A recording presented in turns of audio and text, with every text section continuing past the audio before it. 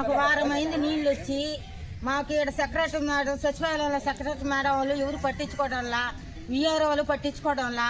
మేము మూడు కిలోమీటర్ల దూరం పోయి కొనుక్కొని నీళ్ళు తెచ్చుకోవాల్సి వస్తున్నది. ఆ నుంచి మాకు ఈ ప్రభుత్వం ఏం పట్టించుకునే ప్రభుత్వం కూడా లేదు. మా గురించి నీళ్లు వస్తున్నాయా రాలేదని సెక్రటరీ మేడం వాళ్ళు కానీ ఈఆర్ వాళ్ళు కానీ ఎవరు అడగటం వల్ల మేము ఓట్లు అప్పుడు కనిపిస్తాము. ఇప్పుడు మమ్మల్ని ఏ ప్రభుత్వం పట్టించుకోవడం వల్ల ట్యాంకర్ పెట్టి నీళ్లు కూడా పెట్టడం వల్ల మేము తాగడానికి కూడా అసలు మాకు నీళ్లు ఏర్పాటు చేయాలి కదా. చెప్పు వస్తాను బిందులా అందరు కట్టుబడిగా ఉండాలా.